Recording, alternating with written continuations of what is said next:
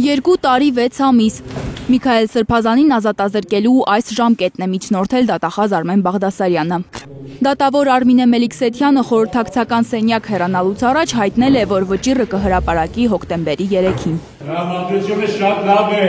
Սպասում եք արդար։ Իրենց մասին մտածեք, մեր մասին մի մտածեք։ Սրբազանի փաստաբանական թիմը դատարանից անակնկալի չի սպասում։ Համոզված են, դատավոր Արմինե Մելիքսեթյանն արդեն դասվել է իշխանության սրտի դատավորների շարքին։ Քանի որ արդեն մեղադրական վերդիկտ կա, այսինքն դա նշանակում է մեղադրական դատավճիռ է լինելու։ Այսինքն մեղավոր են ճանաչել Սրբազանին։ Մենք միևնույն է դա բողոքարկելու ենք, որովհետև դա արդեն հակասում է ճշմարտությանը։ Արմինե Մելիքսեթյանը միշտ համարվել է մեղադրական հակում ունեցող դատավոր։ Այսինքն եթե մի քիչ sense գայուն քաղաքական ենթատեքստ ունի, Արմինե Մելիքսեթյանը մեղադրողի դիրքորոշումն է կիսում։ Եթե դատավոր Արմինե Մելիքսեթյանը Միքայել Սրբազանին ազատազրկելու վճիռ կայացնի, մայր աթոռը ձեռքերը ծալած չի նստելու։ Այն ինչ որ պետք լինի եւ այն ինչ որ հնարավոր լինի։ Ձեզ թվում է ես հիմա ձեզ հետ պիտի ամեն քայլի մասին խոսեմ։ Նաթան Սրբազանը ասել է, որ Միքայել Սրբազանին մեղավոր ճանաչողների զավակների համար աղոթելու է, որ հանկարծ իրենց ծնողների նման մարդկանց չհանդիպեն։ Դատարանի եւ իշխանության համար Նաթան Սրբազանը ավետարանից է մեջբերումներ արել։ Խնդրեցեք եւ կգտնեք, բախեցեք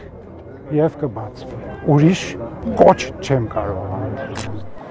Դատական նիստին գյումրեցիները հետևել են մեծ զայրույթով։